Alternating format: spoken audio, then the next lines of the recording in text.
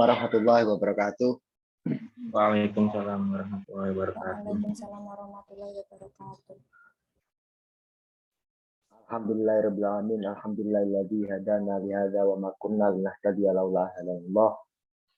Allahumma shalli ala sayyidina Muhammad sholatan yatma'innu biha qulubana wa tanfa'u biha ulumana wa taqdi biha hawaijana wa tahdi biha qaumana wa tukhlisu biha qulubana wa tulhimuna ulumal ladina wa tuqimuna bis sa'adati wal karamati ma dzurriyyatana. Allahumma rzuqna fahman nabiyyin wa hifdzal mursalin wa ilhamal malaikatil muqarrabin bi rahmatika ya arhamar rahimin. Amma ba'd. Yang saya hormati Bapak dosen pembimbing lapangan KKN kelompok 90 MIP 14 Bapak Muhammad Khairul Zikin SHI MSI. Yang saya hormati tokoh masyarakat setempat Desa Batu, Kecamatan Karangtengah, Kabupaten Demak. Yang saya banggakan rekan-rekan mahasiswa, panitia pelaksana, ketua koordinator KKN Mbak Ahyu Rahmawati, ketua pelaksana, dan seluruh audiens yang kami muliakan. Alhamdulillah di kesempatan malam ini saya bisa bermuajahah dengan panjenengan semua dalam keadaan sehat walafiat, meskipun tentunya ingin sekali kemudian kita bisa bertatap muka secara langsung, tapi karena memang kendala suatu hal, jadi kita tidak bisa membersamai rekan-rekan sekalian untuk mengadakan acara pada malam hari ini. Alhamdulillah sangat senang sekali saya bisa mendampingi teman-teman sekalian. Tadi dari Bapak dosen tadi mengistilahkan saya itu aktivis dan politisi yang dari kalangan pesantren. Nah, kalau semua boleh saya revisi Bapak dosen, itu sebenarnya saya memprofiling diri saya untuk menjadi seorang yang berada pada kalangan pesantren tapi abdi dalamnya gitu. Jadi kurang lebih saya itu geraknya itu ndereke dawuh, mengikuti dawuh dari para sesepuh. Nah, dan pemateri yang, mohon maaf kelewatan, ada pemateri yang dari Mesir, Mas Raffi. Mohon maaf jika kemudian saya mengistilahkan saya secara pribadi bukan sebagai narasumber, tapi lebih kepada saya sebagai fasilitator sajalah. Saya sebagai fasilitator dalam diskusi berkaitan dengan peran remaja dalam moderasi beragama di Indonesia. Sebelum kemudian saya berbicara tentang moderasi, saya ingin mengajak teman-teman sekalian, rekan-rekan mahasiswa, adik-adik sekalian, untuk kemudian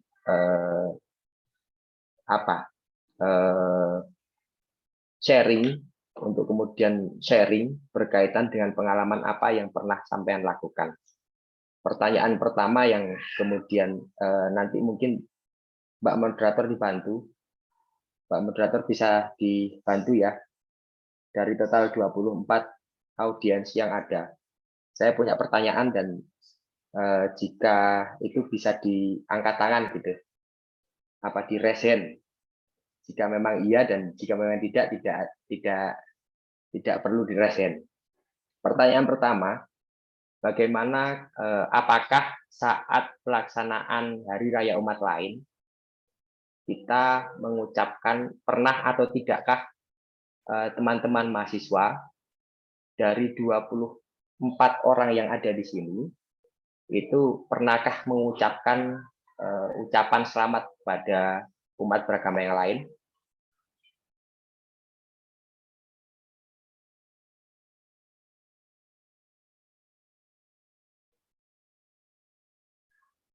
Ada yang angkat tangan ya?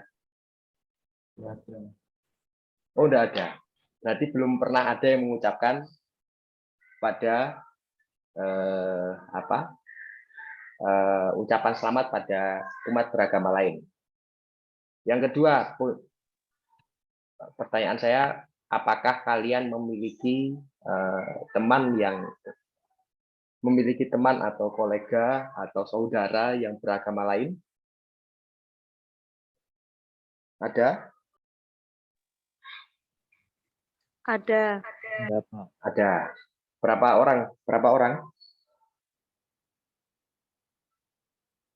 Berapa orang, Mbak Moderator? Kalau orangnya kurang tahu berapa karena dulu ikut di organisasi, jadinya Oke. iya, jadinya nggak tahu berapanya jumlahnya nominalnya yang jelas. Oke. Kemudian pertanyaan selanjutnya, pernahkah dari kita memasuki tempat beribadah agama lain? Ada yang pernah? Tidak.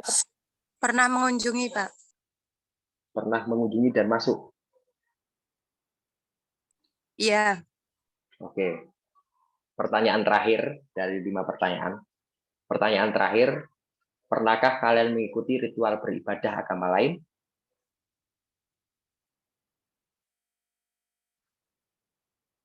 Ada Belum yang pernah. pernah? Belum pernah. Baik. Merujuk dari 5 pertanyaan mendasar mengenai hubungan kita sebagai Muslim dengan agama lain, itu pertanyaan-pertanyaan yang kemudian bisa di follow up lebih lanjut untuk dilakukan kajian ilmiah. Kenapa kemudian saya mengistilahkan kajian ilmiah berkaitan dengan moderasi beragama? Karena saya kira teman-teman semua adalah agen perubahan dan kemudian sivitas akademika terbiasa dengan hal-hal yang bersifat ilmiah, sehingga harusnya memiliki pengalaman untuk kemudian berkaitan dengan penelitian yang relevan berkaitan dengan moderasi beragama. Itu harusnya dikaji lebih dalam lagi. Ternyata mayoritas kita itu ternyata belum mampu mempraktekkan bagaimana itu moderasi beragama. Ada mungkin hal-hal yang sifatnya adalah ada mungkin hal-hal yang sifatnya berupa kasuistik misalkan. Mungkin gara-gara di satu organisasi, kemudian bertemu dengan teman, sehingga akrab, tapi keakrabannya itu terbatas pada hal-hal yang sifatnya keyakinan. Nah, sebenarnya bagaimana sih konsep beragama, moderasi dalam beragama? Perlu saya jelaskan bahwa ada perbedaan mendasar berkaitan dengan moderasi beragama dengan moderasi agama.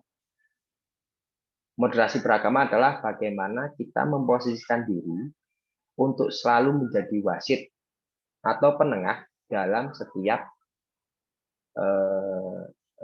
kejadian secara sikap dan perkataan.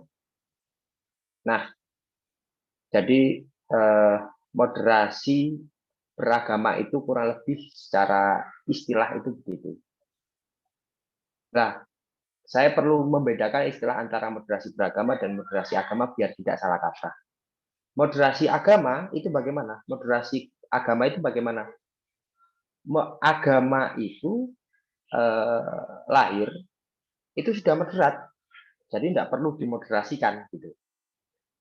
Jadi moderasi beragama adalah cara pandang dan cara sikap kita agar selalu berada pada menjadi penengah baik secara sikap atau perkataan. Nah, kenapa kemudian harus berada di tengah? Harus berada di tengah. Kenapa kemudian harus berada di tengah? Tadi sudah disebutkan oleh Bapak dosen DPL. Itu salah satu kasus yang ada di Jogja tadi berkaitan dengan konflik antar etnis atau antar umat beragama misalkan. Itu menunjukkan bahwa kita sebenarnya belum memahami betul tentang bentuk keragaman, bahwa kita lahir di Indonesia itu dengan multikultur, multi etnis, tapi pada prakteknya kita tidak belum bisa mempraktekkan bagaimana sih sebenarnya moderasi beragama itu. Contoh yang paling dekat misalkan bahwa terjadi kontroversi ketika kemudian Menteri Agama mengeluarkan peraturan tentang TOA. Masih ingat teman-teman? Itu pengaturan tentang TOA itu diatur sedemikian rupa itu dianggap sebagian orang menjadi bahwa Menteri Agama itu adalah orang yang liberal. Nah, tengah itu artinya bagaimana? Tidak ke kanan dan tidak ke kiri. Moderat itu artinya bagaimana? Tidak ke kanan dan tidak ke kiri. Tidak ke kanan itu artinya tidak ekstrim, radikal, ya. Tidak ke kiri berarti tidak liberal. Artinya radikal itu apa? Radikal itu berarti dalam prakteknya itu melakukan pemurnian ajaran atau purifikasi daripada ajaran Islam, bahwa semuanya harus kembali pada Al-Quran dan hadis, dan dipahami kembalinya pada Al-Quran dan hadis secara tekstual, bukan kontekstual. Sementara liberal bagaimana? Di kiri, di arus kiri ada liberal. Sementara liberal itu bagaimana? Liberal adalah bahwa mengagungkan rasio atau akal, ya, mengagungkan rasio atau akal, ya, mengalahkan pada ajaran-ajaran keagamaan. Jadi mengedepankan rasio atau akal di atas ajaran-ajaran keagamaan. Nah, ini jadi menarik. Kemudian peran sentral remaja di mana untuk menjadi moderat? Ya, ini jadi menarik. Saya kira ini jadi tugas bersama saya beserta teman-teman yang mengikuti webinar pada malam hari ini untuk menginternalisasi nilai-nilai moderat. Nah, nilai-nilai moderat itu kurang lebih ada 4 prinsip yang harus dikembangkan. 4 prinsip yang harus dijaga berkaitan dengan nilai moderasi beragama. Quroi Shihab dalam seorang alim ahli tafsir itu menjelaskan paling tidak ada 4 pilar yang harus diterapkan dalam dalam moderasi beragama. Yang pertama adalah bahwa moderat itu memiliki makna keadilan. Artinya adil. Adil yang mana kemudian kita berbicara tentang hak, yang mana yang kemudian berbicara tentang tanggung jawab atau kewajiban. Adil antar sesama, adil antar etnis, antar ras, dan lain sebagainya. Ya, nomor 2, bahwa moderat itu berarti dalam prinsip bermoderat itu ada toleransi. Nah, ini jadi menarik. Biasanya orang-orang yang kemudian baik di kiri ataupun di kanan itu menggaungkan jika kemudian toleransi itu, ya, kalau seumpama terlalu longgar itu kita dianggap sebagai liberal, sedangkan terlalu ketat itu dianggap sebagai radikal atau ekstrim. Nah, toleransi ini kemudian yang harus memiliki spesifikasi, saya kira harus memiliki spesifikasi yang kemudian harus ada indikator-indikator yang terukur. Nah, toleransi yang terukur itu bagaimana? Misalkan, bisa saya sebutkan dalam bertoleransi itu ada 4 hal. Yang pertama, toleransi dalam akidah.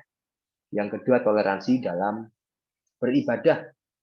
Yang ketiga, ada toleransi dalam adab atau budi pekerti. Yang keempat, ada toleransi dalam penentuan hukum syariat. Nah, yang paling vital, yang paling mendasar adalah apa? Toleransi apa? Toleransi yang berkaitan dengan toleransi akidah. Itu yang menjadi apa namanya? Kita jadi serba salah. Jadi kaum moderat itu sebenarnya serba salah. Kita berhati-hati dalam bersikap, kita memposisikan diri untuk senetral mungkin sesuai dengan kaidah Arab itu, patah Arab itu pernah berkata bahwa khairul umuri awsatiha, sebaik-baiknya perkara adalah yang berada di tengah. Dan itu memang susah. Untuk memposisikan diri sebagai di tengah itu susah. Bagi kaum ekstrim kita dibilang itu orang-orang yang tidak mau membela agama. Bagi orang-orang yang liberal itu kita diartikan bahwa kita tidak punya apa? Kita itu tidak punya terlalu menggaungkan Islam secara murni. Nah, gitu. Jadi kita itu posisinya serba salah, tapi tidak usah takut. Bahwa diam itu bukan berarti tidak bersikap. Nah, itu yang harus digarisbawahi. Bahwa diam atas segala bentuk kejadian intoleransi ataupun yang menyerang batas-batas toleransi tadi, 4 hal tadi, itu bukan berarti kita tidak punya sikap, tapi lebih kepada bahwa diam adalah sikap yang paling benar untuk menyikapi suatu perbedaan. Kemudian tadi menurut Proisiap, ya, itu setelah kemudian yang pertama bahwa moderat itu harus berpilar pada keadilan, yang kedua moderat itu harus berpilar pada toleransi, yang ketiga itu moderat itu harus anti kekerasan.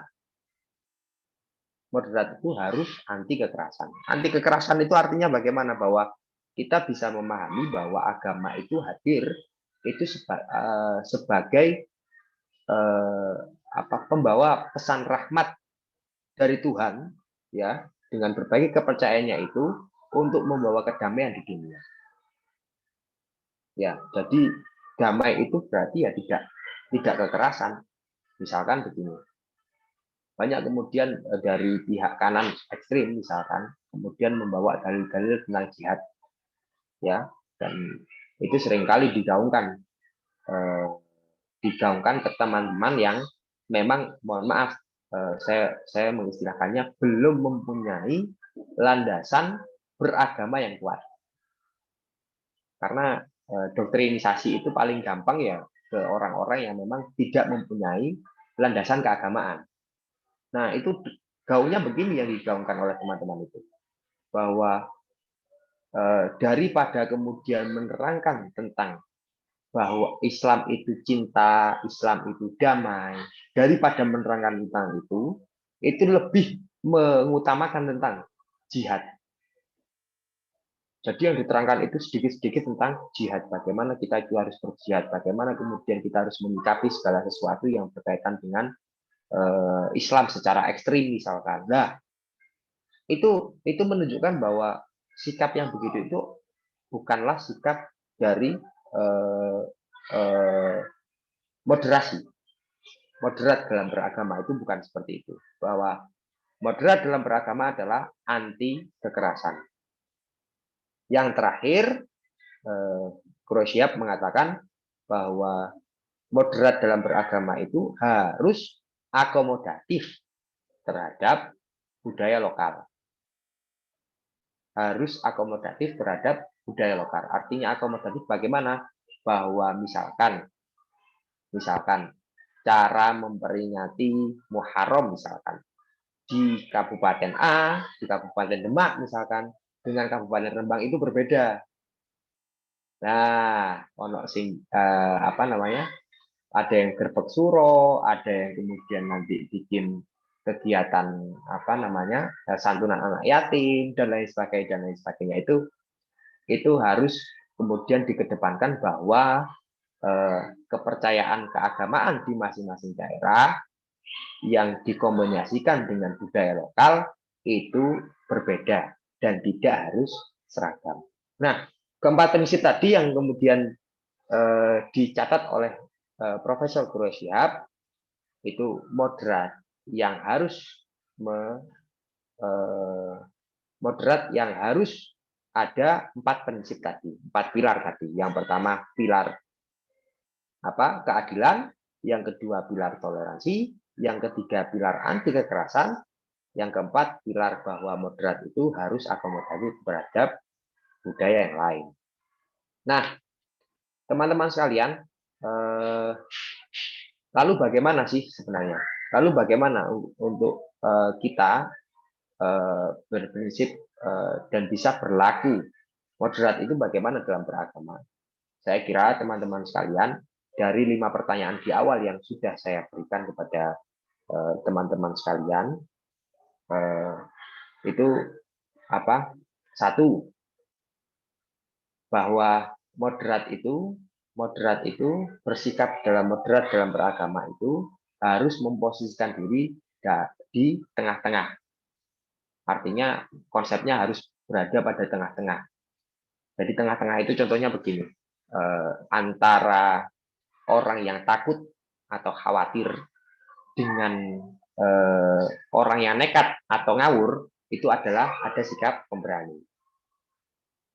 Antara sikap boros dengan sikap kikir, itu ada orang dermawan. Nah, itu loh, posisinya begitu.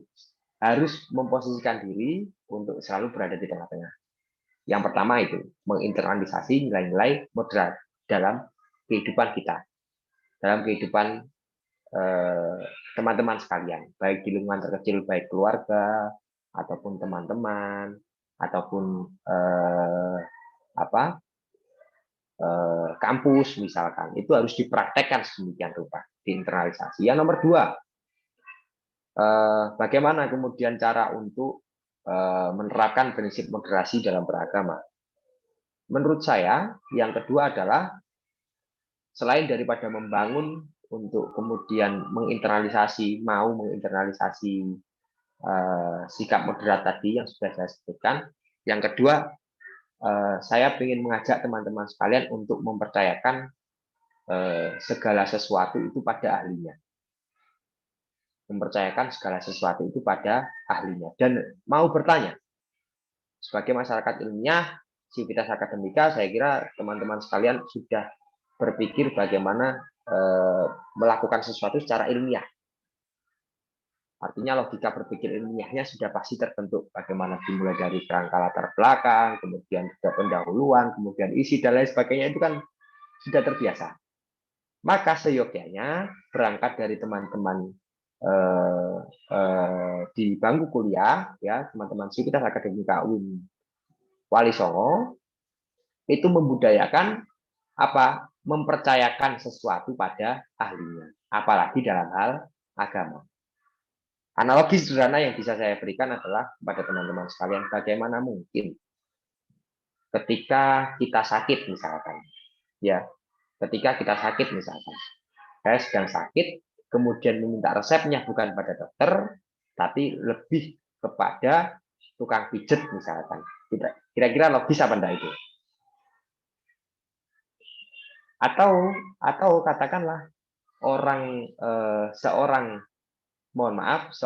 tukang bangunan misalkan, ya, seorang tukang bangunan misalkan ditanyain mengenai ditanya mengenai problem beragama. Lah itu kan tidak pas. Sehingga saya mengajak teman-teman sekalian untuk selalu mempercayakan pada ahlinya. Jika itu berkaitan dengan hal-hal yang sifatnya agama terutama. Jadi banyak sekali orang itu sekarang itu karena ada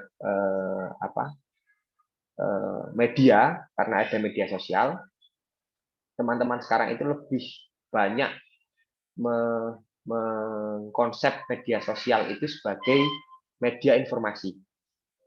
Padahal sebenarnya media informasi itu ya bukan dari portal media sosial,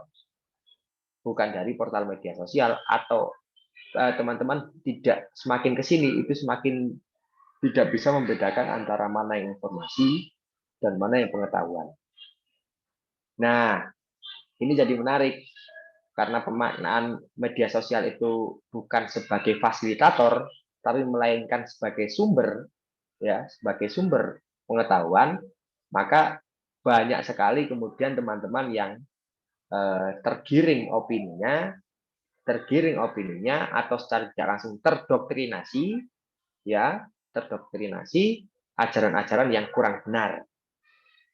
Nah, ada ajaran-ajaran yang kurang benar. Itu yang nomor 2. Yang nomor 3 terakhir teman-teman sekalian, selain saya mengajak untuk mempercayakan pada ahlinya, yang nomor 3, bagaimana menerapkan prinsip moderat dalam kehidupan kita. Yang nomor 3 teman-teman sekalian, saya mengajak teman-teman sekalian dari para audiens ini untuk apa? Untuk membiasakan memaknai perbedaan. Membiasakan memaknai perbedaan dan tidak usah membahas tentang perbedaan, tapi yang dibahas adalah mengenai benang merah persamaan. Nah, jadi kalau kita karena kita paham bahwa perbedaan itu adalah sebuah keniscayaan, maka diskusi mengenai perbedaan itu tidak akan pernah tuntas. Oleh karenanya, saya mengajak teman-teman sekalian untuk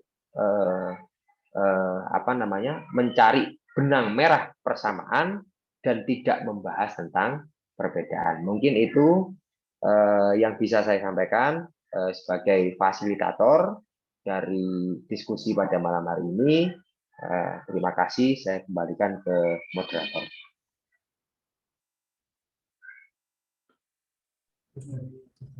Terima kasih Gus Fatah atas sambutannya. Sambutan selanjutnya yakni dari pemateri kita yang kedua.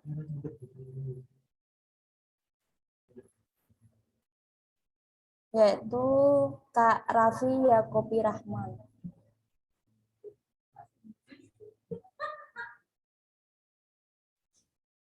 Sebelumnya izinkan saya menyampaikan CV dari pemateri kita yang kedua.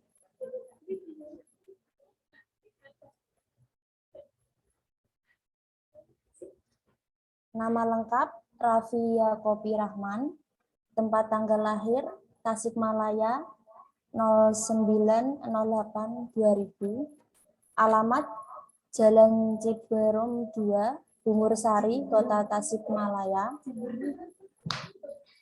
Riwayat pendidikan SDN Sukalaksana 4, Kota Tasikmalaya. Kemudian MTS Kudsiyah Kudus.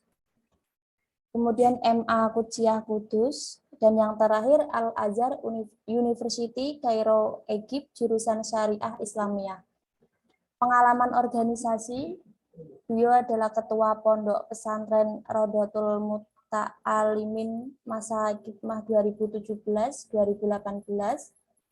Kemudian PIM RED El-Qudsi masa Hikmah 2017-2018. Kemudian PIM RED website Makur Mesir. Dan yang terakhir adalah aktivis lembaga Batul Masail Wakiyah PCI NU Mesir. Profesi beliau adalah mahasiswa, kemudian prestasinya pernah menjadi juara 1 menulis IC Gusdur PCNU Kudus Sekabupaten Kudus 2017, juara 1 Musabaqah Qiraatul Kutub cabang Fikih Ulya STAI MAFA Sekarasi Dinan Pati 2017. Dan yang terakhir pernah menjadi juara 1 Musabaqah Qiraatul Kutub cabang Usul Fikih Ulya Kemenak Kudus Sekabupaten Kudus 2018.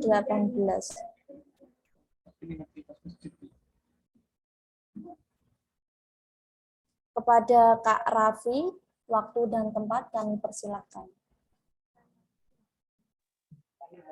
Assalamualaikum warahmatullahi wabarakatuh.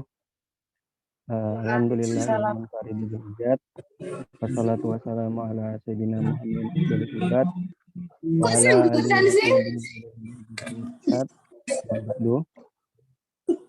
Yang saya muliakan dosen pembimbing KKN MIT 14 Wali Songo, yaitu Bapak Muhammad Khairul Rafiq SHI MSI.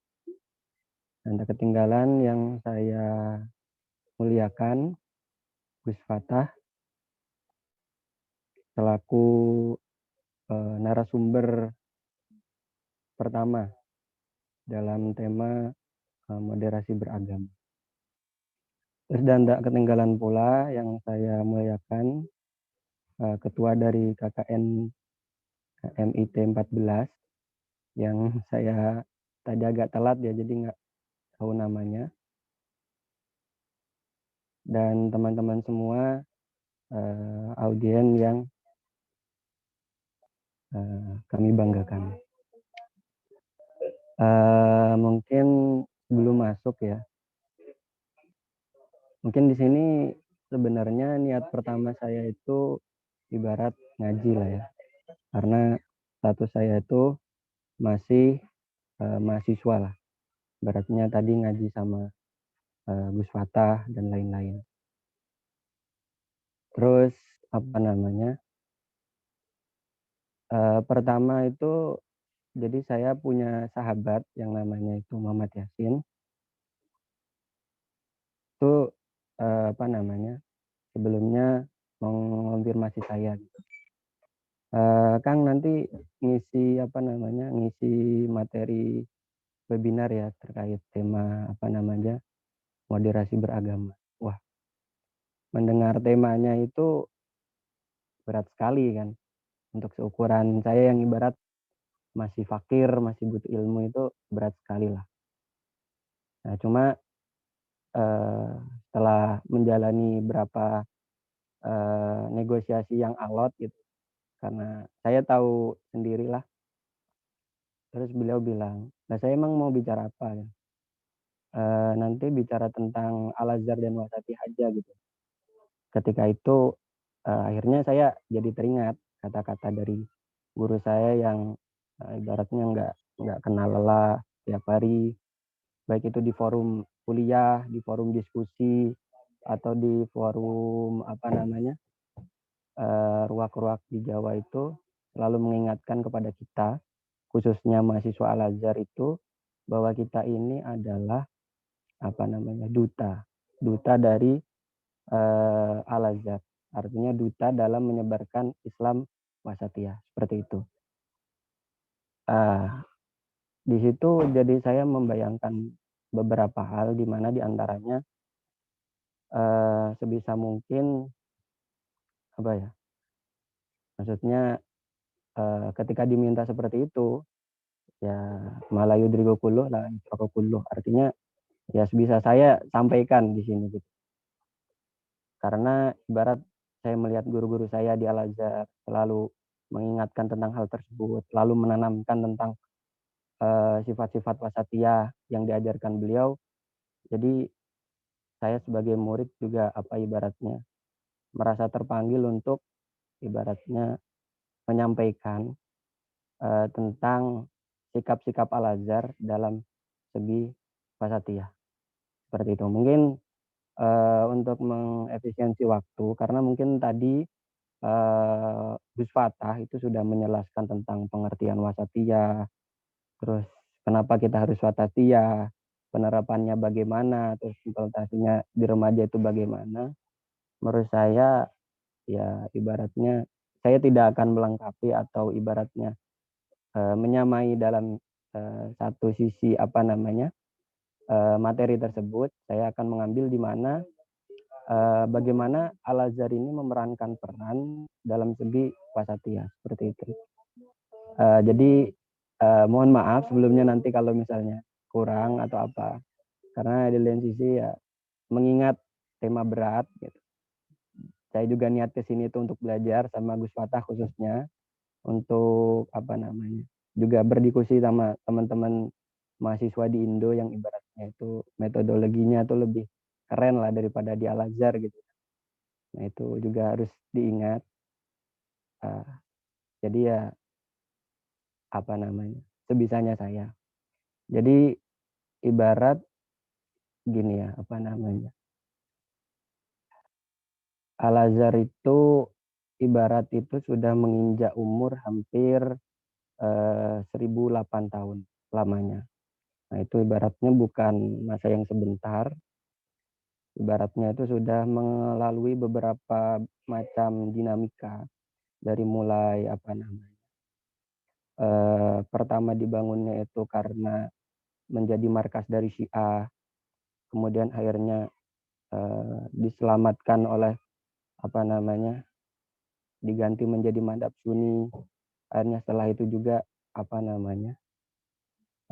terjadi imperialisme di Mesir, yaitu yang dilakukan oleh Perancis. Tentunya Al-Azhar ini mengalami yang namanya vakum atau berhenti. Tapi sebenarnya yang perlu kita tahu bersama tentang, ya mungkin ini bisa menjadi contoh gitu loh, dimana kenapa Al-Azhar itu bisa bertahan ribuan tahun gitu. Nah, kalau selama saya belajar di sini dan saya mengamati kuliah-kuliah di Indo atau di teman-teman saya yang ada di Eropa atau apa, itu ibaratnya kalau semisal Al-Azhar itu hanya sekedar institut keilmuan yang ibaratnya itu dihuni oleh ulama bintang, dikelilingi jutaan pelajar yang dahaga ilmu, ya mungkin aja di belahan negara manapun ya banyak institusi yang lebih hebat dan unggul ketimbang Universitas Al-Azhar. Kemudian kalau Al-Azhar hanya sekedar gudang khazanah literatur ilmiah, ya mungkin di luar sana banyak perpustakaan yang jauh lebih besar dan lebih komplit menampung kitab ketimbang Maktabah Al-Azhar. Nah, kalau misalnya Al-Azhar hanya sekedar nama besar dan brand terkenal, ya maka di pentas dunia komersial banyak yang bisa menandingi dan lebih bergengsi ketimbang popularitas Al-Azhar. Nah, terus ada hal yang menarik. Terus lantas apa yang membuat Al-Azhar itu begitu tinggi kedudukannya, berharga nilainya, dan tetap berdiri kokoh seiring pergulingan masa? Ya ibaratnya menurut saya dan beberapa bacaan-bacaan yang saya lihat emang karena keteguhan Al-Azhar dalam berpegang pada manhaj i'tidal, yang artinya seimbang. Ibaratnya benar-benar menjiwai Islam wasatiyah Al-Azhar. Wasatiyah inilah manhaj yang sesungguhnya paling ampuh untuk menebar keindahan Islam dan keagungan syariat yang dibaliknya syarat hikmah dan maslahat yang kebaikannya itu kembali ke manusia itu sendiri. Mungkin dari ayat Al-Quran juga, wa kadzalika ja'alnakum ummatan wasatan litakunu syuhada 'alan nas. Ini ibaratnya Allah ini menjaga eksistensi dan kekekalan umat Islam ini dengan wasatiyah. Dengan wasatiyah ini pula ibaratnya umat ini dipilih oleh Allah di hari kebangkitan kelak menjadi saksi bagi umat-umat terdahulu. Nah, ibaratnya dari sini kita bisa menyimpulkan bahwa ibarat itu ya Islam itu akan selalu teridentifikasi wasatiyah. Ya kalau misalnya ada Islam tapi dia tidak wasatiyah, itu bukan Islam, seperti itu. Kemudian wasatiyah yang selalu dikibarkan Al-Azhar bukanlah ibaratnya hanya omong kosong belaka gitu. Ya ibaratnya penerapan nyata yang selalu diaplikasikan dalam memecahkan berbagai persoalan krusial dalam Islam. Nah, ibaratnya dari semenjak memainkan peran vital memberikan sumbangsi pemikiran ini selama lebih dari 1008 tahun ini, ya ibaratnya Al-Azhar selalu berdiri teguh dengan pandangan yang netral. Nah, mungkin saya akan memberikan beberapa contoh di mana Al-Azhar ini mengimplementasikan wasatiyah itu sendiri. Misalnya dalam menyikapi perpecahan umat pasca Al-Fitnah Al-Kubra, yang ibaratnya itu menjadi cobaan berat di abad pertama perkembangan Islam. Nah, prinsip Al-Azhar terkait hal ini itu seperti apa? Ya, ibaratnya Al-Azhar menyuarakan dengan lantang kewajiban memuliakan kedudukan para sahabat semuanya tanpa terkecuali. Ya, ibaratnya menghukumi bahwa sahabat semuanya adil serta membela mereka dari setiap hinaan dan tuduhan keji. Berlandaskan sabda Rasulullah SAW di mana la tasubu ashabi. Ibaratnya jangan kalian sampai melempar celaan kepada sahabatku. Yaitu ibaratnya tadi ya yang udah diterangin, wasat, ibaratnya tidak terlalu condong ke kanan, juga tidak terlalu kiri. Ibaratnya membenci sahabat terlalu lebih juga enggak. Ibaratnya menyanjung sahabat terlalu berlebih enggak. Nah, itu sikap dari Al-Azhar dalam menyikapi wasatiyah. Terus ibaratnya prinsip kedua dari Al-Azhar itu ya ibaratnya mengajak kaum muslim untuk tutup mulut. Artinya tidak berkomentar terkait pertikaian terjadi di kalangan sahabat. Ibaratnya itu saya pernah dengar kata dari dokter saya yaitu Dr. Mahmud Abdurrahman, dokter usul fikih. Beliau berkata bahwa karena Allah telah menjauhkan kita dari ikut berperang bersama mereka, maka jangan sampai mulut kita itu dikotori untuk ikut-ikut mencampuri permasalahan mereka. Nah, terus yang ketiga, ibaratnya Al-Azhar ini apa ya? Setiap tahun itu selalu ada di Masjid Al-Azhar itu semacam diskusi tentang sejarah-sejarah yang itu mendatangkan berbagai ilmuwan. Ya, artinya di sini Al-Azhar serius dalam mengecek dan meliti dalam meluluskan literatur-literatur sejarah yang didistorsi oleh setiap tangan tak bertanggung jawab. Yang ibaratnya berusaha mencoreng kehormatan para sahabat atas dasar kebencian, kedengkian, dan fanatisme buta. Kemudian apa ya? Kalau saya melihat di Al-Azhar sendiri itu, khususnya di buku diktat kuliah saya itu, ibaratnya itu kita tuh selalu diajari tentang suatu perkhilafan. Kayaknya tadi seperti Gus Fatah itu kita jadi tidak alergi dengan suatu yang namanya perkhilafan karena kita sudah familiar. Artinya di kitab-kitab kita itu sering terjadi yang namanya pendapat tentang bayi tabung. Di situ dijelaskan qaul pertama, qaul kedua, qaul ketiga, munakosah, terus tarjih dan apa-apa. Korojihnya gimana? Artinya itu kita dikenalkan tentang wasatiyah itu ya tidak alergi dengan suatu perkhilafan. Yang terpenting ibaratnya kita la yungkir ujma alaih wa yungkir la yungkir mujma alaih wa yungkir mukhtalaf. Sebenarnya suatu perkara yang ibaratnya udah ijma itu kita tidak boleh ibaratnya sepakat lah. Tapi kalau masih permasalahan ikhtilaf itu kita diperbolehkan untuk ibaratnya ya sudahlah. Jadi ada pendapat ulama ini, ada pendapat ini. Nah, netralitas pendirian juga ini tuh diperlihatkan Al-Azhar dalam menyikapi perbedaan mazhab fikih. Ibaratnya sejarah membuktikan bahkan di negara kita sendiri tentang perbedaan mazhab itu sering kadang membuat kita gesekan. Nah, sejarah membuktikan bagaimana usaha Al-Azhar itu membangun kerukunan antara mazhab. Al-Azhar berjuang mewujudkan kekompakan di tengah hantapan badai politik yang mengunjang keutuhan umat. Menangkalkan siasat busuk musuh Islam yang ibaratnya berulang kali mencoba memanfaatkan celah perbedaan madhab sebagai penyulut permusuhan antara saudara seiman. Jalan persatuan ini sejatinya yang ditempuh dan diperjuangkan semua madhab. Karena itu ibaratnya ketika dulu di pondok itu saya sedikit kolot ibaratnya ketika bahasa masail atau ibaratnya selalu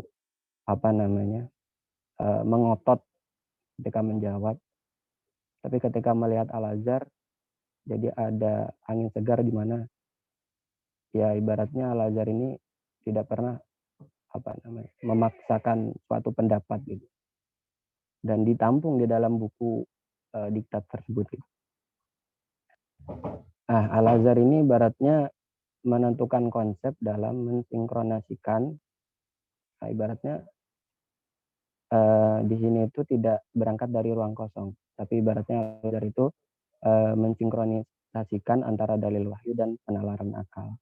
Ibaratnya Ya, Al-Azhar ini berpegang pada konsep Imam Al-Ghazali yang mengatakan la mu'adata baina muqtadi syara'i wa mujibatil ukul. Ibaratnya syariat-syariat ini ibaratnya tidak akan bertentangan dengan logika yang sehat. Seperti itu. Ibaratnya syariat-syariat yang kita terima ini ibaratnya akal kita akan menerima dengan aklu yang salim. Seperti itu.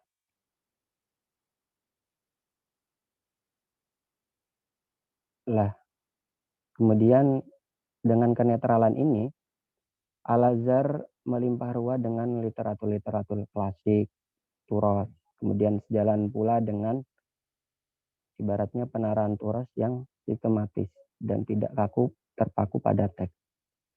Ibaratnya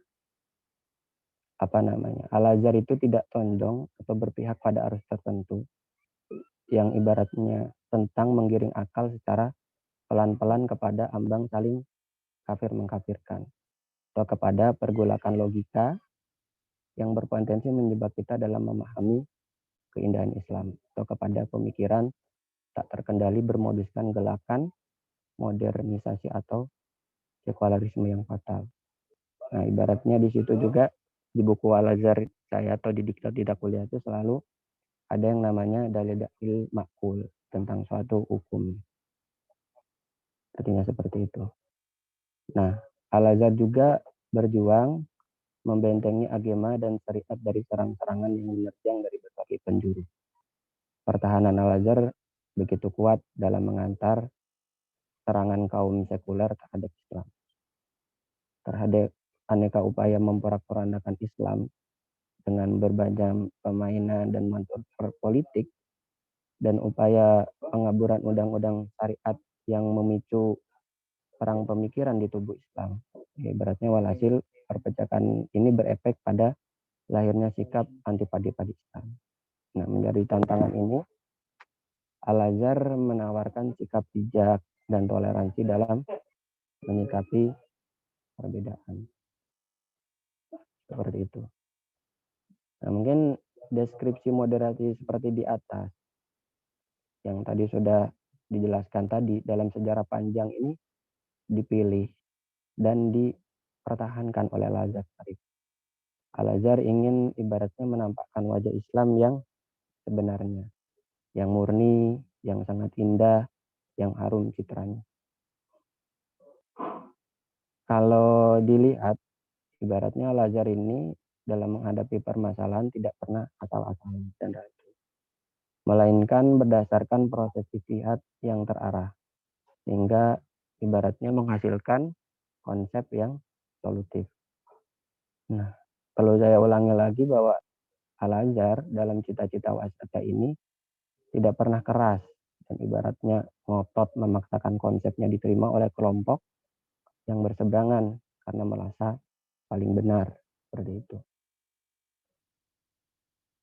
Nah, ibaratnya itu kalau melihat di buku-buku Al-Azhar atau yang diterangkan oleh dokter-dokter itu, ibaratnya moderasi ini bukan sekedar hasil kompromi dangkal dalam menyatukan kelompok-kelompok yang berseteru, sehingga Al-Azhar tidak mudah dieksploitasi oleh kelompok tertentu sebagai penyokong untuk mencapai misi pribadi. Ibaratnya justru moderasi Al-Azhar selamanya berwujud pada pendirian yang jelas dan pandangan yang berlandaskan pada sumber-sumber hukum Islam yang ibaratnya qat'i, semata demi mewujudkan kemaslahatan umat Islam. Dan berharap wasata ini menjadi solusi yang menuntun umat dikala tersesat jalan atau saat terpecah belah karena hawa nafsu. Nah, ibaratnya kalau kita lihat, saya ulangi bahwa emang dengan tegas itu Al-Quran telah menjelaskan bahwa umat Islam ini akan selalu teridentifikasi sebagai umatan wasaton, atau ibaratnya umat yang moderat. Nah, itu juga tadi di Al-Quran juga ibaratnya dari hadis juga yang diriwayatkan oleh Jabir. Nah, kurang lebih kamakolnya seperti ini, aku diutus dengan membawa agama yang lurus lagi toleran. Siapapun yang menyalahi tradisiku dia bukanlah dariku. Nah, terus hadis tertentu juga menyatakan bahwa Rasulullah membuat garis dengan tangan beliau sendiri seraya berkata, inilah jalan yang lurus. Nah, ibaratnya kemudian beliau Nabi Muhammad SAW membuat garis lain di tepi kanan dan di tepi kiri yang ibaratnya inilah jalan-jalan. Ibaratnya kanan dan kiri tadi. Tidak satu pun jalan pun darinya kecuali terdapat setan yang menyuruh kepada.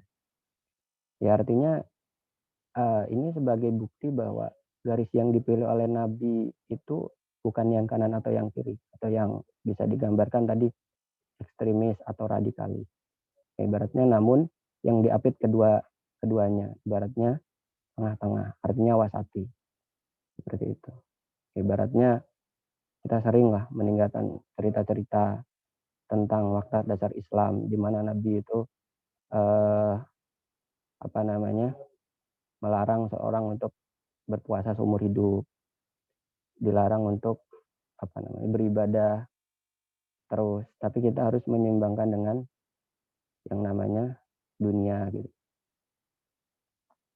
Bahkan kan di dalam Islam yang menjadikan itu wasatiyah itu kan tidak ada anjuran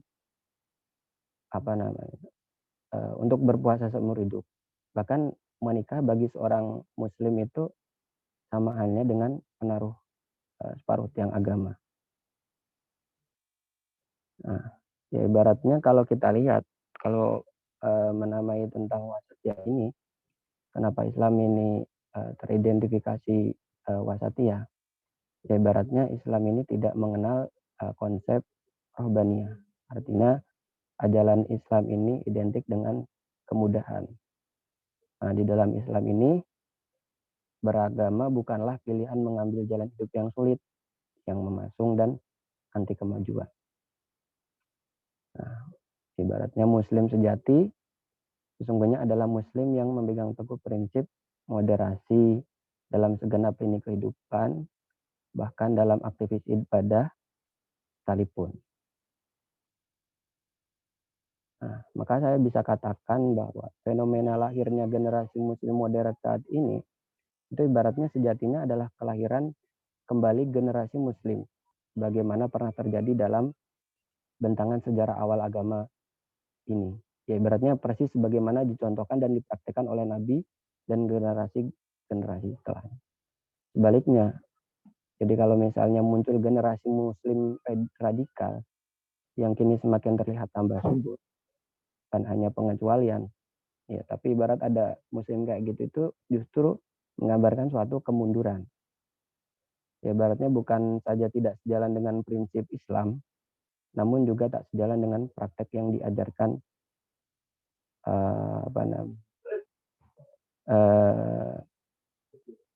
oleh sang Nabi. Kemudian tentang bagaimana kita harus mempraktekkan atau mengimplementasikan. Saya sebagai remaja, baratnya itu khususnya sebagai mahasiswa. Sebenarnya saya teringat dengan kata-kata dari si Abdul Fattah Al-Awari yang ibaratnya beliau ini selalu mengajak di mana kita sebagai mahasiswa ini jangan sampai melupakan yang namanya turos gitu kan. Dulu mungkin saya sempat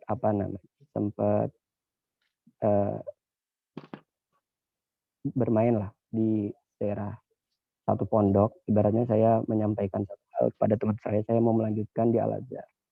Tapi kemudian teman saya berkata kepada saya, ngapain kamu ke Al-Azhar? Mau jadi orang liberal.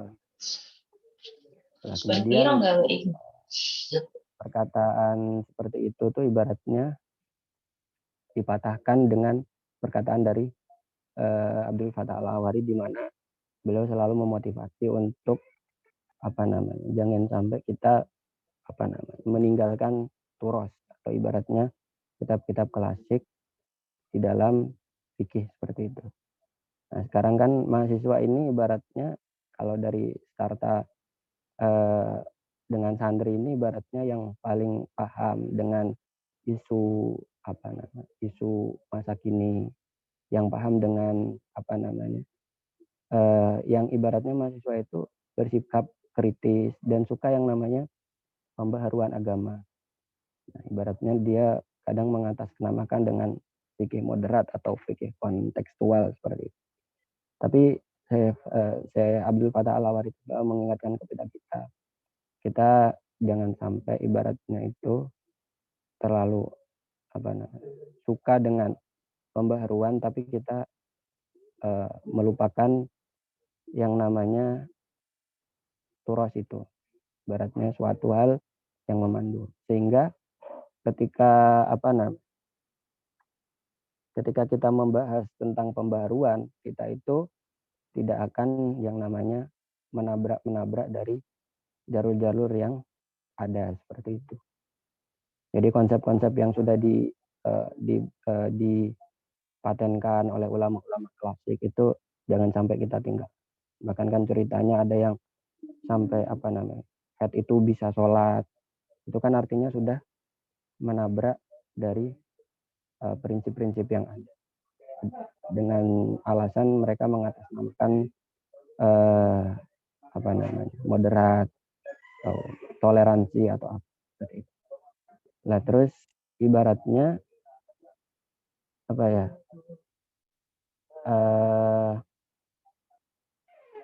mungkin ada satu data di mana laman okezone.com. Nah, ibaratnya Budi Gunawan menyampaikan hasil survei yang diperoleh Badan Intelijen Negara atau BINN. Nah, ibaratnya pada tahun 2007 itu ada sekitar 39% mahasiswa dari berbagai perguruan tinggi di Indonesia ini terpapar paham-paham radikal. Ya, artinya itu kita selaku ibaratnya mahasiswa itu jangan sampai silau dengan gemerlap pembaharuan, tapi menabrak dengan tatanan-tatanan yang ada. Nah, ibaratnya 39 ini angka yang tinggi. Nah, fakta tersebut ibaratnya menjadi keprihatinan bersama. Nah, ibaratnya mereka menjadi sasaran empuk para oknum yang tidak bertanggung jawab. Ibaratnya melalui kajian berlabel Islam maupun dengan platform digital dalam menyebarkan perbedaan, perselisihan, dan berujung radikal. Nah, pola penyebaran semacam ini sangat latah digunakan. Ibaratnya ditambah mudahnya memperoleh informasi melalui media sosial. Nah, saya mengajak teman-teman semua sebagai mahasiswa, ibaratnya saya juga seringlah dikit-dikit membuat status. Ya, ibaratnya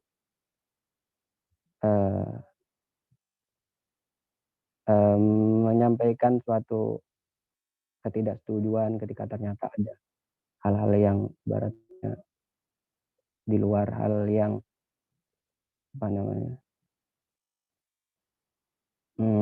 menyimpang seperti itu. Saya manfaatkan HP, Instagram, YouTube seperti itu bersama teman-teman yang lain. Ibaratnya ya membuat platform-platform digital. Ibaratnya channel-channel YouTube yang ibaratnya itu ya mengajarkan tentang Islam moderat, karena ya saya sadar sendiri bahwa khususnya mahasiswa itu kan ibaratnya ya kita bisa lihat sendiri lah, ibaratnya kita bermain HP itu berapa jam gitu kan, ibaratnya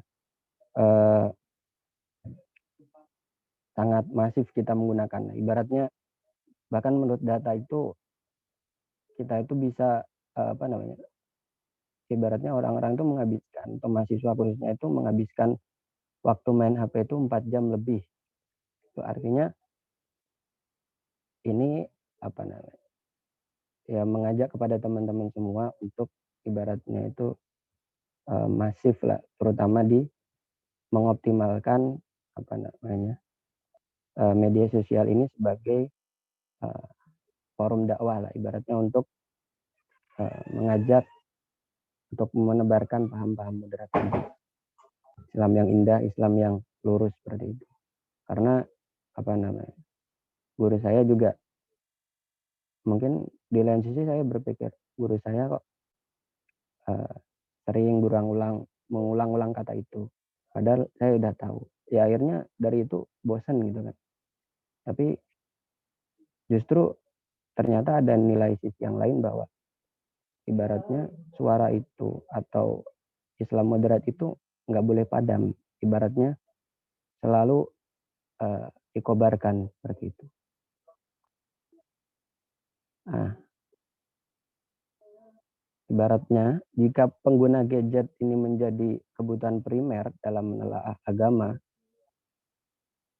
para dai juga dituntut, ibaratnya mahasiswa juga dituntut untuk melek teknologi, ibaratnya agar dakwah Islam ini tetap hidup melalui platform digital, khususnya apa namanya media sosial. Ibaratnya ya dalam An-Nahl ayat 125, ibaratnya serulah manusia kepada jalan Tuhanmu dengan hikmah dan pelajaran yang baik, dan bantahlah mereka dengan cara yang baik. Artinya Allah ini tidak membatasi, ibaratnya orang yang mengajak tentang wasatiyah ini menggunakan media dakwah. Nah, justru Allah membuka seluas-luasnya dalam menyebarkan dakwah Islam. Satunya melalui pemanfaatan teknologi berbasis media sosial. Maka sebutan apa namanya, ibaratnya orang yang mengajak moderat ini tidak terbatas bagi pendakwah yang berorasi di hadapan jamaah, tapi juga bagi mereka yang bisa memanuver lewat media sosial. Nah ini ibaratnya impact-nya akan sangat besar seperti itu. Pintu-pintu ini dibuka agar nilai-nilai pada Islam moderat dapat dikonsumsi oleh generasi milenial. Nah, hal tersebut didukung dengan pendekatan ibaratnya para dai dengan berselancar di media sosial dalam dakwah Islam. Seperti itu. Nah, ibaratnya saat ini transformasi ilmu ini secara instan memang lagi digandrungi para santri, ibaratnya apa namanya. Tapi mau bagaimana lagi, kecanggihan teknologi ini tidak bisa dihindarkan. Nah, ibaratnya sudah saatnya, ibaratnya para dai, mahasiswa, khususnya ibaratnya para dai milenial ini tidak kalah dengan generasi milenial. Atau di antara mereka merupakan bagian dari generasi tersebut. Harapannya ibaratnya kita lah, para mahasiswa ini nanti mampu menghindarkan mereka atau keluarga kita dari paham radikalisme, terorisme, bahkan terorisme. Ya, sehingga Indonesia tetap diapresiasi menjadi negara yang baldatun thayyibatun wa rabbun ghafur. Itu wallahu alam. Mungkin seperti itu. Apa namanya, mohon maaf mungkin ada kata-kata yang bertele-tele dan terlalu panjang karena ibaratnya persiapan juga kurang, karena sebenarnya saya sedang menjalani karantina di satu pondok pesantren, jadi nggak bisa megang HP, sehingga apa yang saya sampaikan ini berdasarkan catatan-catatan kasar seperti itu. Mungkin saya berterima kasih kepada teman-teman KKN MIT 14 yang memberikan saya kesempatan untuk berbicara dan mengenalkan alma mater saya. Ibaratnya di sini saya bukan untuk menyanjung alma mater saya, atau ibaratnya apa namanya mengunggulkan gitu. Nah ibaratnya ya semua orang baik mau dimanapun, yang penting terus belajar. Ibaratnya ya mungkin orang-orang di Al Azhar ini akan apa namanya diunggul apa misalnya lebih unggul mahasiswa-mahasiswa di UIN. Ibaratnya pengenalan ini hanya sebagai sharing, mungkin nanti bisa dari teman-teman juga berbagi bagaimana mungkin di UIN Wali Songo dosen-dosen mengajarkan tentang wasatiyah, tentang moderasi beragama itu tersendiri. Sehingga akhirnya kita bisa saling berbagi pengalaman, berbagi ilmu. Seperti itu. Terima kasih. Wallahu waliyut taufiq wal hidayah. Assalamualaikum warahmatullahi wabarakatuh. Waalaikumsalam warahmatullahi wabarakatuh. Terima kasih Kak Raffi atas materi yang telah disampaikan. Untuk acara selanjutnya yaitu sesi tanya jawab kepada peserta webinar alternatif yang ingin bertanya bisa menyalakan mikrofon atau menulisnya di kolom.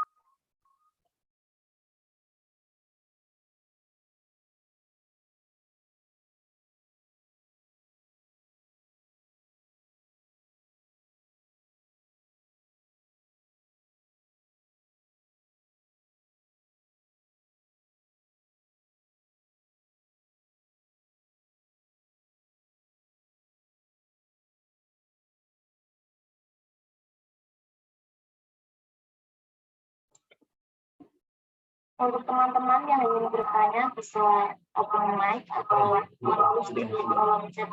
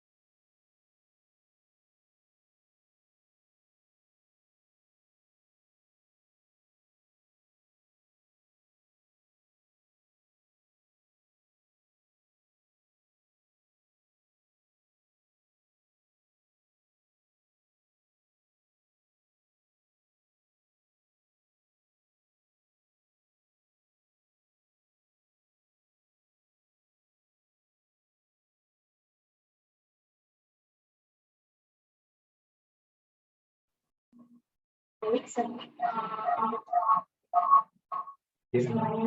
sambil menunggu penanya, kami bisa meneruskan pada diskusi malam hari ini. Moderasi beragama adalah proses memahami sekaligus mengamalkan agama secara adil, seimbang, serta tengah-tengah. Kemudian ada 4 prinsip moderat, yaitu keadilan, toleransi, anti kekerasan, serta harus sesuai dengan budaya yang lain. Sebagai generasi muda, kita harus membangun sikap toleran dan rukun dengan sesama manusia atau antar agama, sehingga tidak ada pertentangan antara satu teman dengan teman yang lain. Baik, untuk penanya pertama dari Mas Abdul.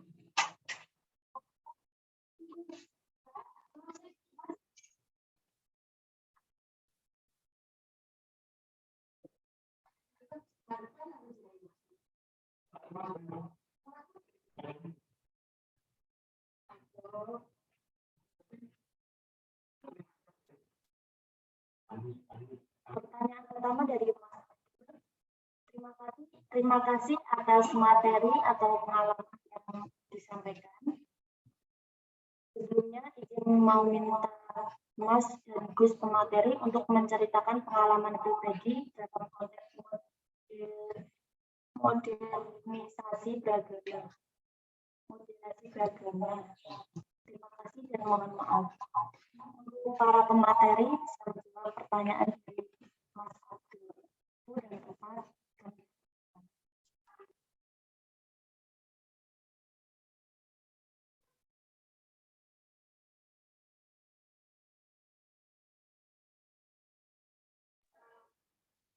Monggo Mas Raffi saja yang jawab.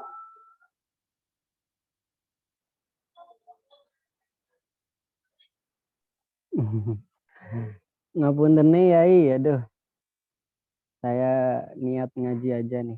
Nanti Boten Hmm. apa namanya dari kacamata fikih kontemporer itu harus dikaji itu. Diterangkan teman-teman itu, dikasih sharing itu.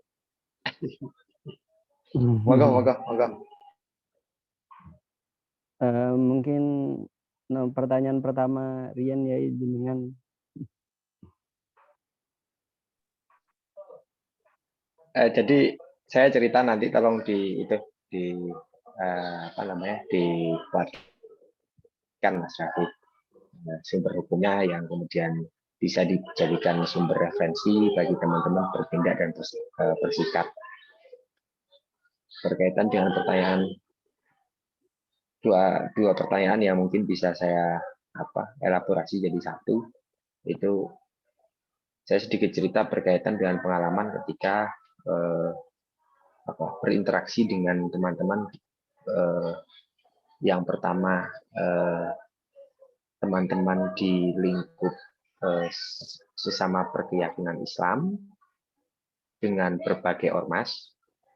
Yang kedua, pengalaman dengan sesama umat beragama. Nah, yang pertama, pengalaman berkaitan dengan sesama Islam dengan berbagai ormas yang ada di Indonesia.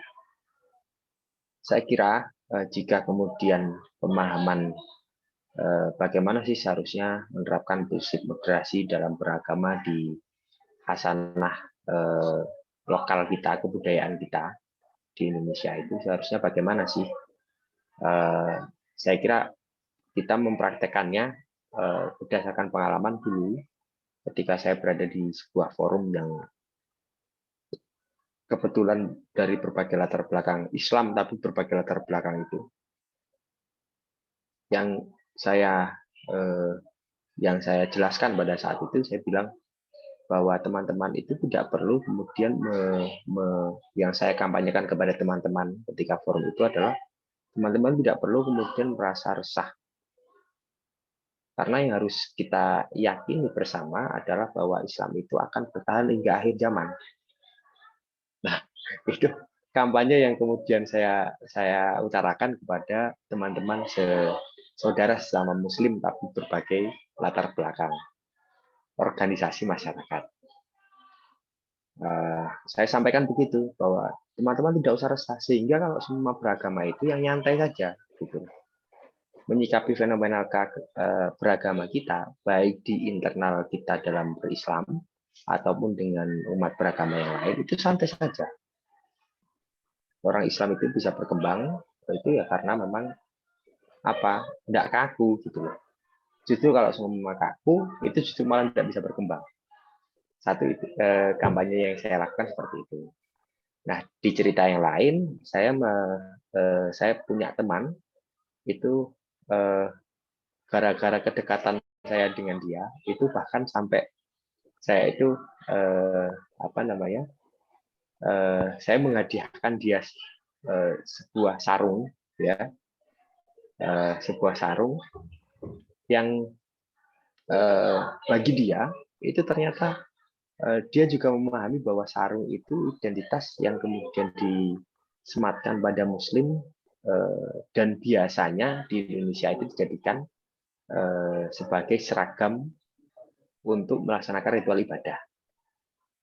Nah, gara-gara pemahamannya seperti itu, ya, padahal saya itu memberi sarung dengan niat ini buat tambahan koleksi fashion. Nah, saya itu begitu. Saya hadiahin si orang non Islam itu, teman saya yang nonis itu, kemudian saya hadiahkan sebuah sarung dengan niat untuk menambahi fashion dia gitu, karena saya mengistilahkan sarung itu adalah sebagai sebuah fashion gitu. Nah, ternyata karena dia memahami bahwa itu adalah seragam yang digunakan untuk umat Islam dalam beribadah dengan kebudayaan lokal kita, itu dia juga pakai sarung ketika gereja. jadi secair itu. Nah, kenapa kemudian saya bisa cair sama teman saya yang non Islam? Saya cuma ketika di setiap kejadian, di setiap obrolan saya dengan dia, menjalin persaudaraan dengan dia, itu saya cuma yang saya lakukan adalah bahwa saya tidak kewajiban saya adalah mendakwahkan ajaran yang saya percayai benar. Jika kemudian dia tidak mempercayai apa yang kepercayaan apa yang kemudian saya yakini benar, saya tidak akan mempermasalahkan. Saya tidak akan mempermasalahkan karena hidayah itu tidak hanya bisa dicari, gitu loh. Hidayah itu diturunkan, gitu loh, bukan dicari. Meskipun mencari sedemikian rupa, kalau semua hidayah Allah itu tidak turun, ya kita tidak bisa mengislamkan orang, gitu loh. Sehingga saya melakukan yang pertama adalah saya mendakwahkan sedemikian rupa apa yang kemudian saya yakini dan saya percaya sebuah kebenaran, bahwa ajaran yang saya yakini adalah sebuah kebenaran. Setelah dia tidak dapat, misalkan dia belum dapat hidayah pun, saya tidak mempermasalahkan. Sehingga persaudaraan itu mengalir begitu saja, terjadi secara alamiah. Jadi saya juga tidak membenci dia karena dia tidak berkeyakinan sama dengan saya. Saya juga suka bercanda dengan dia. Saya juga kalau bahasa Jawanya guyon gitu ya. Saya juga guyon dengan dia. Tapi tidak ada sekat kemudian ketika dia ke gereja, ya ketika saya di gereja, ketika dia di gereja, saya juga tidak keberatan. Ketika sholat justru bahkan saya juga diingatkan Jadi harusnya kita bisa membangun itu, gitu loh. Kita bisa membangun itu karena apa? Pada prinsipnya tadi yang sudah saya jelaskan bahwa moderat itu memposisikan diri untuk senyantai mungkin. Nah, untuk senyantai mungkin. Jadi tidak terlalu fanatik, juga tidak terlalu nyepelekan.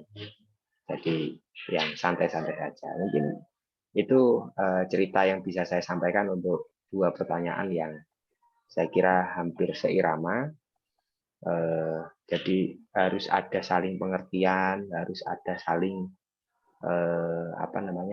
mengerti, memahami gitu antar personal kita dengan lingkungan kita. Jika tidak tersampaikan, artinya jika kita coba memberi pemahaman kepada yang lain, ternyata kok yang lain tidak sampai pada pemahaman kita, ya tidak usah memaksakan pemahaman itu. Nah, jadi itu yang saya kira bisa saya sampaikan. Monggo Mas Raffi barangkali dikasih tambahan berkaitan dengan sumber hukum. Ya, dari kacamata hukum secara syariat, bagaimana kemudian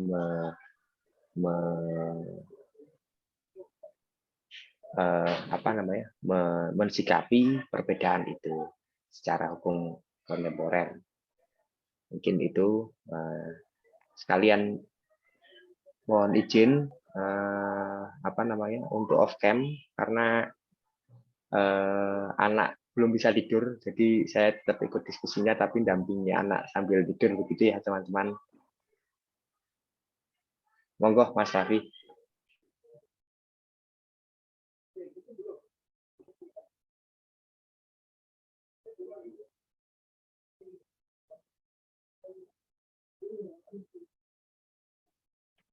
Mohon maaf, ini pertanyaannya hilang ya?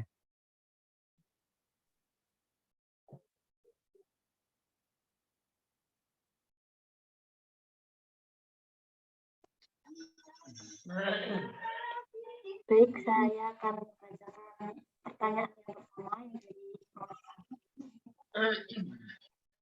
Sebelumnya izin minta Mas dan Gus untuk materi untuk menceritakan pengalaman pribadi dalam modernisasi beragama.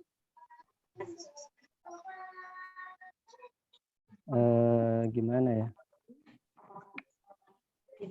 Yang pertama mungkin saya hanya nggak bisa menjawab sih, tapi coba menjembati antara sikap yang dilakukan dokter saya terhadap muridnya, yang ibaratnya itu mencerminkan tentang moderasi. Terus ibaratnya sikap Al-Azhar gitulah, ibaratnya dalam memandang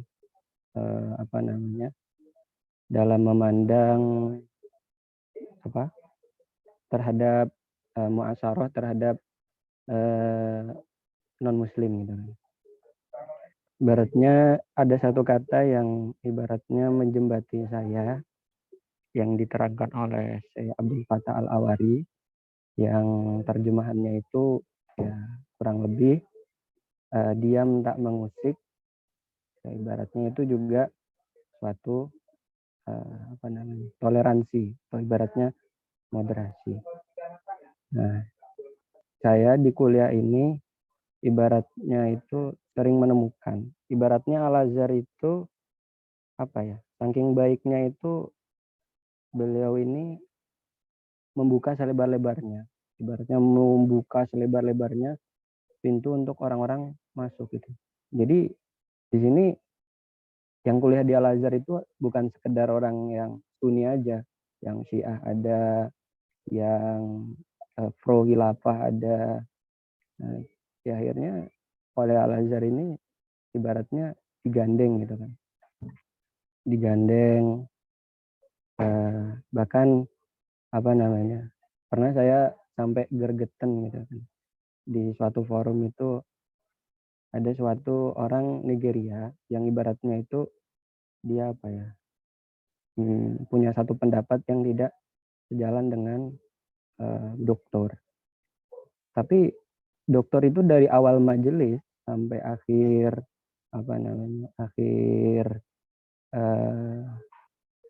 kuliah atau akhir pelajaran ya tetap meladeni bantahan dari orang yang nggak setuju dengan pendapat dia gitu.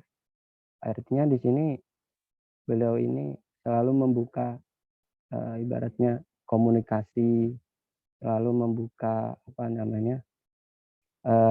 sanggahan gitu, tanpa saya melihat dari wajahnya itu tanpa ada yang namanya rasa sakit hati. Ibaratnya kamu ini murid atau ibaratnya kamu ini masih mahasiswa di bawah saya, itu tidak ada cara pandang seperti itu. Tetap dilayani, tetap dibantah, ibaratnya tetap terjadi perdebatan sampai akhir masa kuliah. Akhirnya saya memandang bahwa ibaratnya kalau kamu memang sudah diomongin tapi masih ngeyel, ya udah, ibaratnya pendapatku seperti ini, pendapatku seperti ini. Ibaratnya kami di sini nggak terlalu nggak jijik dengan yang namanya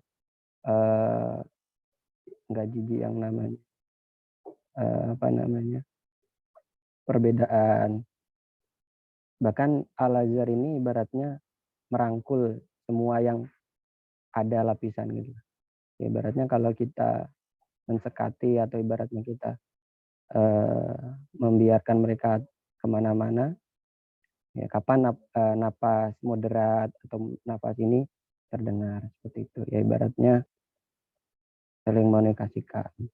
Ya, ibaratnya terus dengan sampai sekarang itu saya emang selalu bertanya-tanya tentang satu konsep di dalam fikih tentang apa sih sebenarnya batasan-batasan yang ditawarkan fikih terkait bermuamalah dengan dengan orang non muslim gitu. Ya ibaratnya kita ada rem gitu, apa ketentuannya, sehingga kita tidak terlalu kebablasan. Juga kita jangan sampai menutup rapat-rapat, karena komunikasi Islam ini harus ibaratnya disampaikan gitu. Nah, kalau kita menutup diri terhadap orang non muslim, kapan keindahan Islam ini akan akan didengarkan oleh mereka. Sehingga Gerince Al-Azhar atau Ahmad Thayyib itu ya ibaratnya selalu melakukan kerjasama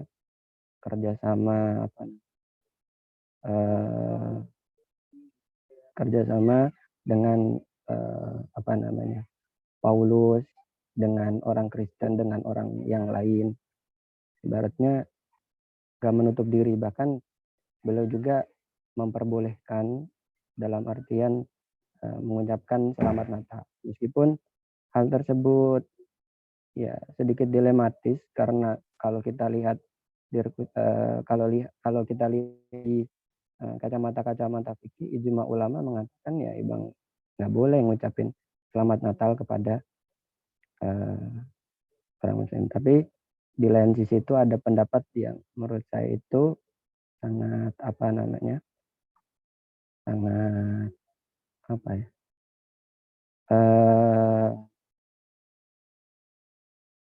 indah ya. Dari sifat awal saya ulangi lagi tadi, bahwa diam tak mengusik itu juga bisa dinamakan sebagai toleransi. Artinya ketika ya itu sering terjadilah di di Indonesia kan, bahkan ya seringlah non muslim mempertanyakan. Kalau kita Idul Fitri itu, non muslim itu sering mengucapkan selamat Idul Fitri, tapi sebaliknya ketika orang Kristen ini misalnya ada Natal, itu orang Islam tidak pernah mengucapkan. Ya, saya kembali kepada satu kata dari ya diam tak mengusik, itu juga ibaratnya toleransi. Nah, terkait toa, ibaratnya toa yang digaungkan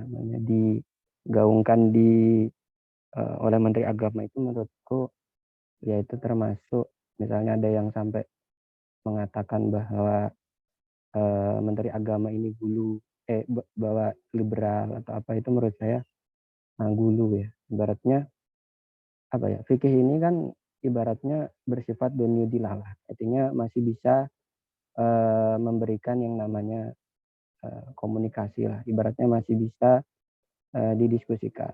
Beda lagi dengan Al-Quran dan As-Sunnah yang ibaratnya qot'idilalah. Ya artinya fikih ini masih bersifat dunya, artinya masih bisa menerima perkhilafan gitu. Bahkan dalam hukum Natal juga ada yang memperbolehkan. Atau ibaratnya toa juga masih ada perkhilafan. Ya, ibaratnya kembali pada satu kaidah di mana ya kita tidak boleh mengingkari yang mujma' alaih. Ibaratnya yang seperti sholat itu wajib. Bahkan kalau misalnya ada yang mengatakan bahwa sholat itu tidak wajib, ya kita harus mengingkarinya. Tapi kalau terkait yang masih ibaratnya masih mukhtalafah, ya kita nggak boleh mengingkari. Ibaratnya ya masih berkhilafan, sehingga kalau kita memandang fikih itu sebagai dikultuskan sama seperti Al-Quran, itu ibaratnya tentang fikih kontekstual itu tidak akan terejawantahkan gitu. Bagaimana ya kasus KB, mungkin kasus KB kalau kita melihat secara kaku dalam kacamata agama, ya mungkin hadis akan bertentangan dengan hadis Nabi yang menyarankan bahwa kita ini harus memperbanyak anak, karena kelak pada waktu yaumil qiyamah Nabi Muhammad ini akan berbangga-bangga dengan umatnya yang banyak. Tapi melihat realita yang ada, ibaratnya fikih itu masih bisa dikomunikasikan. Bagaimana tentang hukum Japri, bagaimana tentang hukum KB. Ya kalau ngetot haram, berarti ya ibaratnya kalau kita ingin mengejawantahkan moderasi ini, ya kita harus banyak belajar. Ya tadi juga disinggung oleh Gus Fatah. Ibaratnya cara menentukan guru yang moderat itu ya ibaratnya guru yang tidak pernah menebar kebencian, tidak menebar paham-paham yang ibaratnya kekerasan, seperti itu. Kalau kita lihat sendiri tentang KB dan Japri ini, ternyata masih bisa dikomunikasikan oleh fikih klasik, di mana Imam Ghazali itu juga pernah berkata bahwa azal atau ibaratnya hukum dari mengeluarkan mani sebelum sampai kepada rahim itu ya ibaratnya diperbolehkan dengan alasan sulitnya ekonomi atau mestinya kualitas pendidikan yang buruk, daripada kita banyak-banyak tapi kualitas pendidikan kita jelek karena kita terlalu banyak anak, karena ya artinya child free ini tidak selamanya membabi buta haram, artinya juga seperti itu. Ketika ada toa dari kita terlalu keras atau toa dari gereja itu terlalu keras, yang intinya atau konsep itu ya ibaratnya kita tahulah azan ini kan sunnah. Tapi kalau semisalnya kita lihat di kitab-kitab fikih, nah ini kayak gini kan, fa in kana yu'dzinu li jama'atin ustuhibba ayyarfa'a sautahu ma'an kana. Tapi catatan di sini itu ibaratnya enggak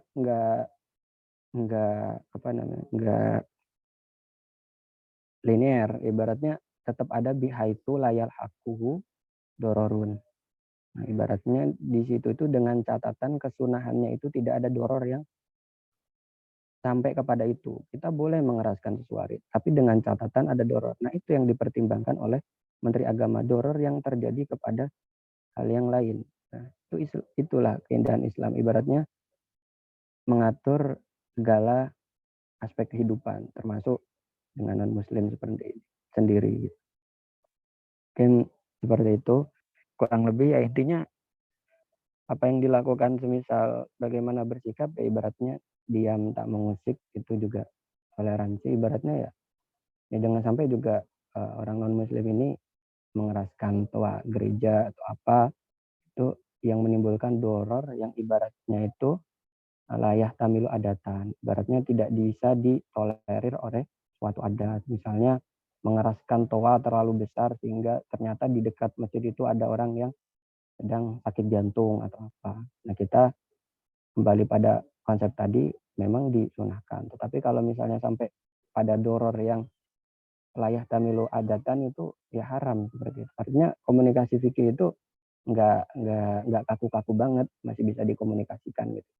Kalau kita ingin mengetahui di mana letak fikih moderat. Fikih moderat itu ya diejawantahkan oleh orang-orang yang ibaratnya bacaannya banyak. Seperti Kiai Sahal Mahfud yang membuat fikih sosial. Itu menurut saya ya tadi ya intinya nggak melupakan tentang fikih turos yang memandu kita sebagai nalar-nalar yang jangan sampai ditabrak-tabrakan. Juga kita nggak usah terlalu ngotot menyuarakan pendapat kita. Ya udah kalau memang ada yang nggak pendapat ya udah intinya diam tak musik itu toleransi seperti itu. Terima kasih, mohon maaf udah terlalu banyak ya.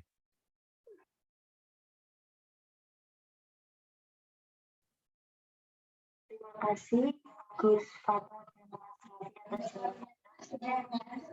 Kepada Mas Abdul dan Mas Farah.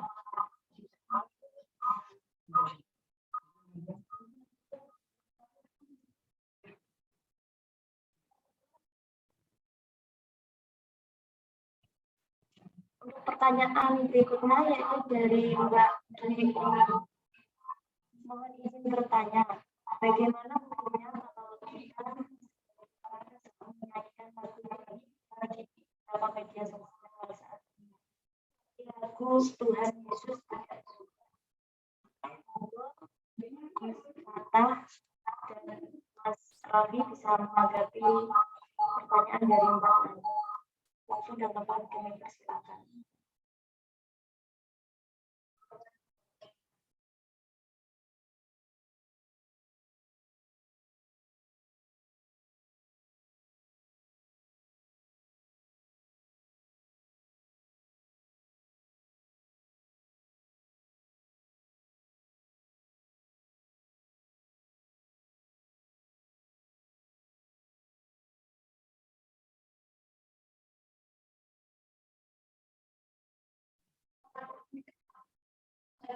Untuk Gus Fatah bisa menanggapi jawaban pertanyaan dari Mbak Umi.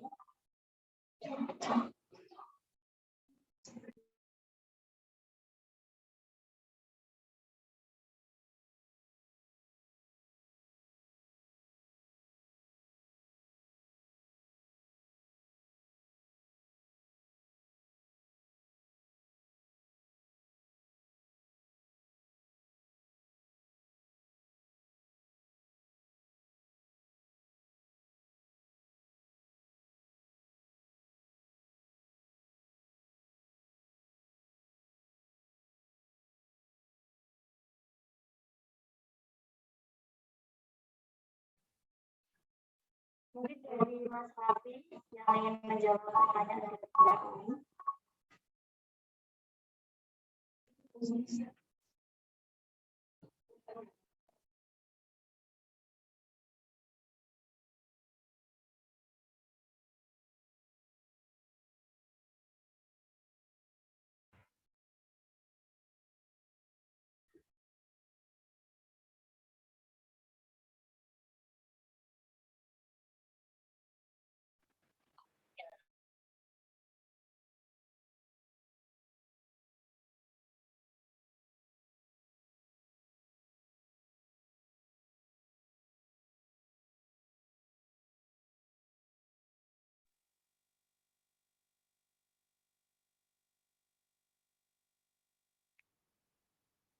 Oke, mungkin ini ya anak buna banget lah.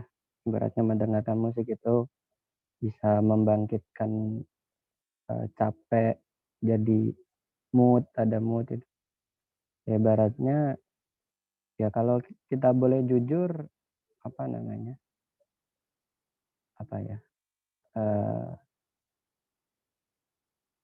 musik itu ya ibaratnya khilaf, ya artinya atau menyanyikan itu ya khilaf. Ya, musik atau alat musik atau alat musik atau alat apa namanya atau menyanyi itu kan merupakan wasail. Ibaratnya wasail itu ya taduru bil maqasid. Ibaratnya tergantung tujuannya apa gitu kan. Kalau misalnya kita menyanyi ibaratnya menyuarakan seperti maqasidnya untuk memuji-muji Nabi atau memuji itu ya diperbolehkan. Tapi kalau misalnya kita apa namanya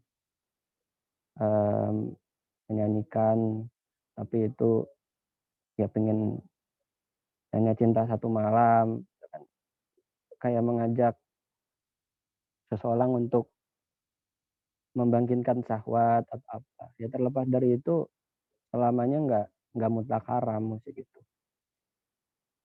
ya bahkan apa namanya nah di sini kan jelaskan bahwa qala Izzuddin Abdissalam amal aut wal alat al ma'rufah dawatul autor karubabah wal qanun fal masyhur minal madahibil arba'ah anador babihi sama'u haram fal aso anahu minas sagair wa dhahaba ta'ifatun minas sahabah wa tabi'in minal a'immal mutaidin ila jawazihi ya artinya ibaratnya apa nah, ya kalau kita boleh jujur di kitab Fathul ini banyak ibaratnya alat musik atau ibaratnya menyanyikan itu atau memperdengarkan itu kan ibaratnya kalau misalnya itu ada dawainya atau tali senarnya secara bahasanya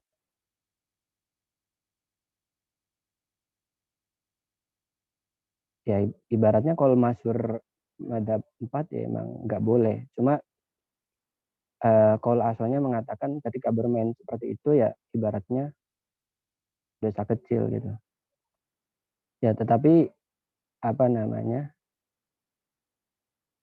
itu nggak ijma artinya tetap ada kol-kol yang mengatakan bahwa sahabat atau tabi'in dan sejumlah imam ahli ijtihad juga berpendapat ya boleh memainkan dan mendengarkan ya sekali lagi ibaratnya apa namanya musik itu ya ibaratnya al-wasail itu ya bihukmil maqasid ya, ibaratnya kita tidak bisa menghukumi musik secara zatiahnya tapi secara maqasidnya seperti contoh pisau nah, kalau kita menjual pisau tapi untuk membunuh itu kan menjualnya ya mungkin haram gitu kan seperti itu ya, jadi kalau misalnya ada yang bernyanyi Yesus tapi itu ternyata membangkitkan aku ingin pindah agama ya haram seperti itu walau alam bisawab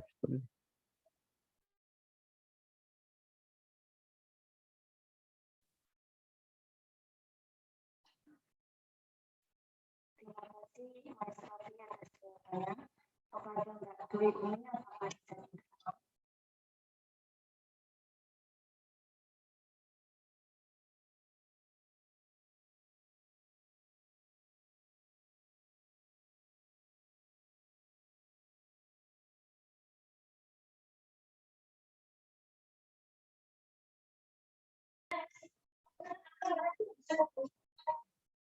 Untuk Gus Tata, apakah ingin menjadi Sudah cukup Mas Raffi tadi sudah cukup menjawab tadi berdasarkan landasan hukumnya bagaimana, dari kajian fikih kontemporernya bagaimana, pelakunya bagaimana, saya kira sudah cukup.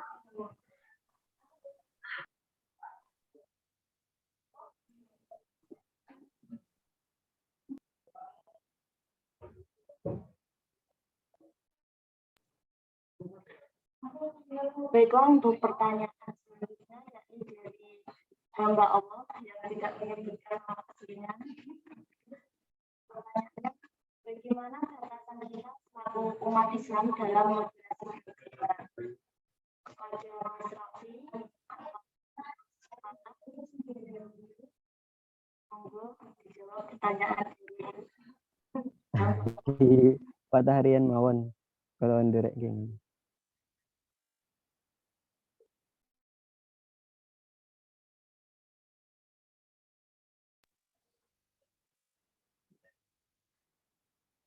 Pak Moderator, saya mohon izin untuk tidak on cam karena ada tanggung jawab yang tidak bisa ditinggalkan. Apa namanya, berkaitan dengan pertanyaan tadi, nama saya, batasan kita selaku umat Islam dalam moderasi beragama, yang bisa saya sampaikan bahwa dalam batasan tadi sudah dijelaskan sama Mas Raffi berkaitan dengan batasan apa sebenarnya yang bisa kita lakukan dalam bersikap dan bertindak secara moderat itu. Dari kacamata fikih, saya lebih kepada prakteknya bagaimana sih, khusus pada penanya dan seluruh audiens, saya ingin katakan bahwa moderat itu pada prakteknya butuh pembiasaan. Tidak bisa kemudian saya dalam yang menjadi fasilitator dalam webinar ini tidak bisa semerta-merta terus pasca ini kemudian mendoktrin panjenengan semua untuk kemudian tiba-tiba bersikap moderat. Tidak, bahwa ada satu kemauan dan yang nomor dua kemampuan untuk memahami sesama, bahwa inti dari ajaran keagamaan adalah kemanusiaan dan kemampuan mengerti dan memahami bahwa tidak semua orang itu bisa pemahaman dengan kita. Jadi saya kira untuk batasannya bagaimana, asalkan tidak mencakup pada hal yang sifatnya akidah, asalkan tidak mencakup pada hal yang sifatnya syariat, artinya tidak ikut pada sahabat-sahabat, ikut pada tabiin tabiat, ikut pada ijma dan qiyas. Saya kira apapun yang kemudian berkaitan dengan itu, batasannya bagaimana, apabila memang dalam bersikap itu bingung, itu harus ditanyakan pada ahlinya. Nah, batasannya bagaimana selama tidak menyinggung akidah dan hal-hal yang sifatnya syariat, saya kira tidak perlu untuk diperdebatkan, gitu. Tidak perlu untuk dipermasalahkan. Mungkin itu sekalian mohon izin Mas Raffi dan teman-teman sekalian audiens beserta Mbak Moderator untuk sekalian pamit ya, meninggalkan forum. Ngapunten, mohon izin dulu apabila ada salah kata saya ataupun salah pemahaman yang dalam menyampaikan saya berkaitan dengan materi ini, kesalahpahaman yang terjadi bisa kita luruskan dan bisa kita lanjutkan via media sosial. Terus sambung juga Mas Raffi, terutama saya ingin tahu lebih detail itu bagaimana prakteknya di Azhar itu tadi. Terbatas pada waktu. Terima kasih atas sharing pengalaman dan ilmu yang sudah diberikan. Teman-teman sekalian, terima kasih. Saya mohon maaf, mohon izin. Semoga apa yang kita dapatkan di malam hari ini bisa bermanfaat, dan saya memberikan semangat kepada teman-teman untuk mempraktekkan moderat dalam berkehidupan.